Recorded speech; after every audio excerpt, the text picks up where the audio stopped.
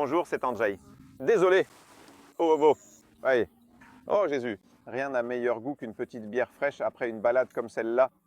Mes mains, mes bras tombent. Cette moto m'a tellement fatigué. Mais il ne m'a pas fatigué parce que c'était la chose la plus difficile à conduire pour moi. Il m'a fatigué parce qu'il est facile à conduire et que j'ai mis autant de gaz que je n'en avais pas mis depuis longtemps. En fait, ça faisait quelques mois ou peut-être un mois. Enfin, peu importe. C'était vraiment très rapide aujourd'hui sur le circuit d'Almeria. Waouh! Tout simplement waouh! Vous savez, la BMW S1000 R, en fait même plus ce modèle-là, mais le précédent, ce sont des motos réputées pour être les plus faciles à piloter rapidement. C'est pour ça qu'on en voit autant lors des différentes journées sur circuit. Avec le nouveau modèle, c'est encore mieux. Elles virent tout simplement de façon incroyable. Et la vérité, c'est que c'est le nouveau modèle pour l'année 2023 et globalement, le caractère est resté le même. Il n'y a pas de grande différence. Le moteur reste le même, la puissance est la même, 200 et quelques chevaux. Au final, quelle importance, qui pense vraiment aux chiffres des moins de 200 kg sur la balance, je crois. Je suis content d'avoir un magazine, comme ça je pourrais tout y écrire une fois que j'aurai approfondi mes connaissances. Parce qu'il ne s'agit pas de chiffres, il s'agit des sensations de conduite. Et ces sensations avec la BM deviennent de mieux en mieux encore et encore. Si vous avez regardé mes tests comparatifs ou d'autres, c'était toujours pareil. Avec la BM, on monte dessus et on roule. Le temps est le meilleur, ennuyeux. Mais maintenant, ce n'est plus ennuyeux parce que cette vitesse atteint un tout autre niveau. Et pourquoi? Encore une fois, c'est à cause de l'électronique, mais pas seulement. Les changements ne concernent pas le moteur, mais le cadre. Le cadre est plus flexible. L'angle de la colonne de direction a été modifié afin de mieux ressentir la roue avant, pour que la roue avant ait plus d'adhérence. Tout cela va de pair avec les ailettes, dont je ne suis pas en mesure de déterminer l'effet, car malheureusement, je n'ai jamais eu l'occasion de rouler sur une moto identique, avec et sans ailettes. Mais nous sommes sur le circuit d'Almeria, c'est-à-dire le circuit Almeria, et ceux qui y ont déjà roulé savent qu'il y a ici des virages aveugles, des virages où tu passes par un allègement, tu es en plein angle, tu accélères et oup, tu retombes à nouveau. C'est donc un endroit où la moto s'allège. Ici, dans le deuxième virage à droite, on peut vraiment partir fort car c'est un virage rapide et si l'avant décroche là-bas, c'est pouf. Il ne reste plus rien à ramasser de la moto. Mais dans ce cas, cette moto roulait tout simplement comme dans un rêve. Vraiment, lors des dernières sessions, j'ai commencé à sortir un peu de ma zone de confort et c'est seulement alors que j'ai senti que l'avant ne tenait pas forcément mieux, mais il y avait déjà pas mal de gaz mis à ce moment-là. Vous savez, je roule toujours comme ça, tout près de la limite, mais je veux rester en sécurité, donc j'essaye de ne pas la dépasser. Et justement, où est-ce que je veux en venir avec l'électronique? J'ai remercié les ingénieurs de prendre soin de moi parce qu'il y a de nouveau des contrôles de traction recalibrés. Ils ont ajouté l'assistance au glissement, c'est-à-dire qu'avec le contrôle de traction activé au deuxième niveau. On roule et tout simplement la moto, tu accélères, elle sort et elle dérape en glissant à la sortie du virage. Un capteur supplémentaire situé à l'avant aide dans ce domaine. Ce capteur analyse l'angle d'inclinaison du guidon et ce sont des données supplémentaires qui permettent d'optimiser le fonctionnement de l'électronique. Et dans l'ensemble, ça fonctionne tout simplement. Vraiment, cette moto, tu roules, tu démarres et tu sens comme elle fait fuuu. Il sort et ensuite vous pouvez le dérouler complètement et il ira avec cette diapositive comme ça. C'est mon conseil de consommateur car il y a des gens qui conduisent simplement avec épuisement, voient une issue et le font. Gaz. Et ça marche aussi. Je remplis toujours le réservoir d'essence comme ça, j'essaie de le remplir le plus rapidement possible et quand je sens que ça marche et que je sens que l'électronique me soutient déjà, alors je démarre le réservoir d'essence. Et il s'avère que cette approche peut être assez cool car j'ai roulé avec monsieur Jürgen Fuchs, un homme très gentil. Nous avons tourné des vidéos et monsieur Jürgen, tout comme moi, aime harponner sur du caoutchouc. Alors je m'en vais. Nous avons ce bouton magique que j'adore chez BMW, c'est-à-dire la désactivation du contrôle de traction. J'ai maintenu ce petit bouton. J'ai désactivé le contrôle de traction Wheelie Control et je roule sur une roue. Je continue. J'ai bien relâché et monsieur Jürgen n'a pas lâché pour ensuite partir derrière moi. Et je me dis, bah, d'accord, pas de problème, bah, j'y vais. Mais j'ai oublié d'appuyer à nouveau sur le bouton et j'ai filé, je suis parti sur la ligne droite. Et cette moto tourne. Je me dis, mais cette électronique permet vraiment beaucoup. Puis je continue tout le circuit, je roule et je me dis, mince, mais ça avance. Je rentre au stand, je regarde, et là, le contrôle de traction était désactivé et j'étais en sécurité pour deux raisons. Parce qu'il y a énormément d'adhérence mécanique. Ces Bridgestone collaient incroyablement bien ce châssis, la suspension Franchement, il n'y a rien à redire. Vraiment rien à reprocher. Encore une fois, enfin je crois que j'ai une personne en particulier, que je salue chaleureusement dans les commentaires, qui dit à chaque fois « encore une moto qui lui plaît, tout ça c'est acheté ». Eh bien non, ce n'est pas acheté. Oui, BMW est notre partenaire, ils font de la publicité chez nous, mais ils ne nous paient pas pour les essais. Si quelque chose n'allait pas ici, je vous le dirai. Dans la précédente BMW, j'ai dit que les freins étaient nuls et ici, ils ne le sont pas, parce qu'il y a de nouveaux étriers. N'est-ce pas? Oui, c'est le cas. En fait, je ne sais pas trop pourquoi, parce que certains ont ces étrillettes noires standards et d'autres, on les aime. Quoi qu'il en soit, si vous achetez une nouvelle S1000RR, prenez-la avec ses étriers, parce que moi j'ai gardé le levier. J'aime quand le levier est proche. Je le réglais aussi près que possible et il restait toujours exactement dans la même position. Les freins ne chauffaient pas du tout, je pouvais vraiment bien les moduler. Excellente puissance, excellente modulation, c'est une tuerie. J'ai perdu le fil.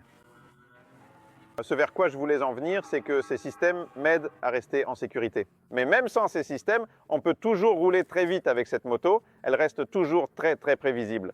Ce n'est pas comme un avion de chasse où sans système il ne volerait même pas. Donc mon conseil de consommateur, accélérez de façon à sentir quand l'adhérence se perd et partez. Un autre système très sympa, c'est le contrôle de glisse avec l'ABS. Il y a d'ailleurs un nouveau système qui s'appelle MSR, j'en parlerai à nouveau dans le magazine, qui stabilise la moto pendant le freinage. Et c'est comme ça, on roule, pouf, tu freines fort, la moto freine, l'arrière se soulève, elle part en travers, il se passe quelque chose, vous voyez le genre.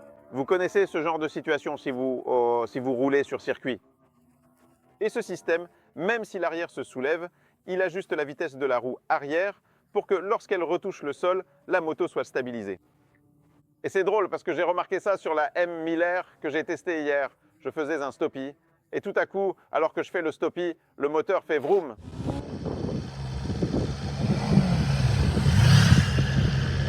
C'était justement ce système. Et au début, je me suis dit que je ne l'aimais pas vraiment parce qu'il s'impose un peu. Dans le sens où je roulais, je freine, la moto fait boum boum, elle se met à bouger, puis elle se stabilise avant le virage parce que j'ai freiné un peu trop tard et trop fort. Et je me dis, d'accord, je me suis collé à l'Apex, mais ce n'était pas seulement moi. C'est lui qui m'a aidé ici, et ça ne me plaisait pas trop, dans le sens où, bon, je sais gérer ce genre de situation tout seul, et j'aurais préféré le faire moi-même.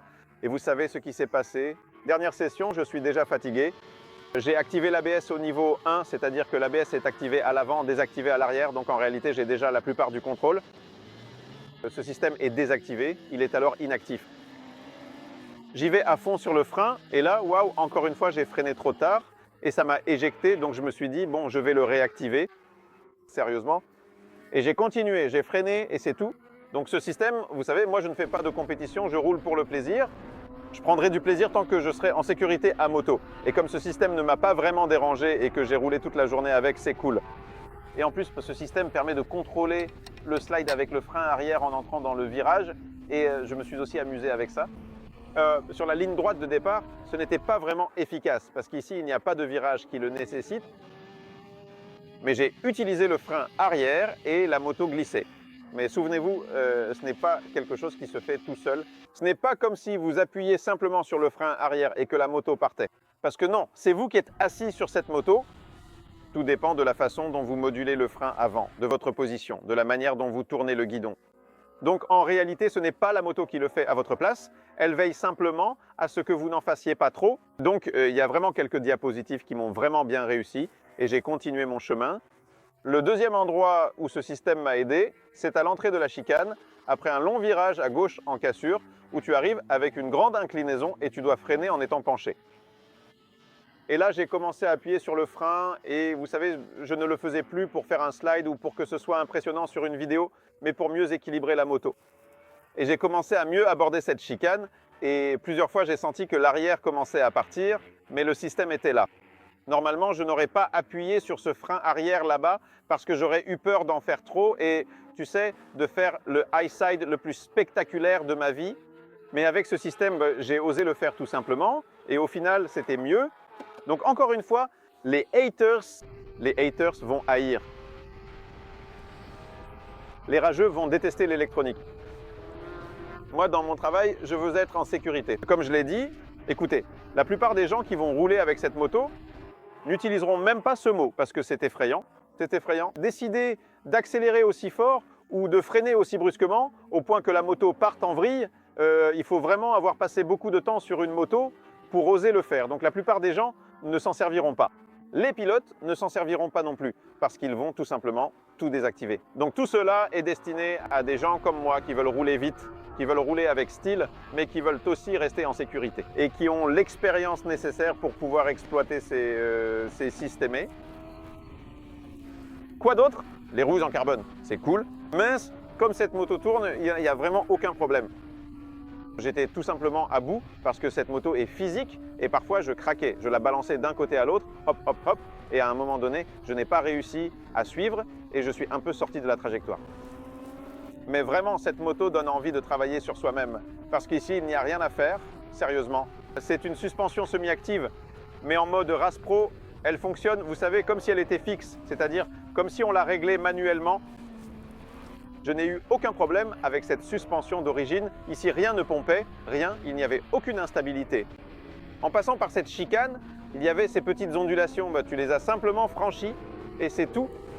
Je n'ai vraiment rien à reprocher. Attendez, je réfléchissais. Je voulais trouver quelque chose à critiquer. J'ai activé les poignées chauffantes pendant que je roulais. Au début, il faisait froid. Le régulateur de vitesse est là et je voulais râler parce que je n'ai pas pu rouler sur la M1000 RR. Ils ne nous ont pas permis. C'est celle avec cet énorme aéro, vous savez, mais bon, tant pis. Je ne sais pas, je suis fatigué maintenant. Je verrai, je réfléchirai, j'écrirai dans le journal si je m'en souviens, parce que vous savez, je vais tout analyser, tout revoir, regarder les vidéos. Je devais saluer Roback, mais pourquoi devais-je saluer Roback? Ah, parce que le contrôle de traction, justement, parce que les pilotes disaient que ce contrôle de traction d'origine, il retient trop. Je suis curieux de l'avis du pilote, donc salut Roback, je te salue. Quand tu essaieras ce nouveau modèle, parce qu'il me semble qu'il ne retient plus autant, parce qu'il y a eu beaucoup de moments où... Mais je filme ça comme ça, parce que, je n'ai pas eu l'impression qu'elle me coupait la puissance. Et pour la première fois de ma vie, j'ai eu une situation où j'ai commencé à accélérer avant l'apex, justement pour que la moto parte un peu de côté, pour resserrer un peu le virage. Et quand je sortais ici sur la ligne droite, c'était encore des tentatives timides, mais je commence un peu à y arriver. Vous savez, quand vous voyez les pilotes de Superbike qui remettent les gaz avant l'apex et qui glissent déjà de côté pendant tout le virage, eh bien, il me reste encore un peu de chemin. Je ne sais pas si j'atteindrai ce niveau, probablement pas, mais ça a déjà commencé. Un coup sec, vra, et j'arrivais sur la ligne droite comme une fusée. Et cela montre à quel point ça fonctionne bien, à quel point cette puissance est brutale, mais contrôlée, parce que ces Bridgestone, généralement Bridgestone et Dunlop, ont cette caractéristique qu'ils accrochent, accrochent, accrochent et ne sont pas aussi enclins à glisser comme les Pirelli. Et là, la moto glissait tout simplement. De la poésie, je sortais, je voulais rester plus près de l'intérieur, j'ouvrais les gaz et tout de suite, il faisait bru et entrait. Je ne sais pas si cela se verra sur les caméras embarquées, l'important c'est que je suis content. Je vous salue. Salut!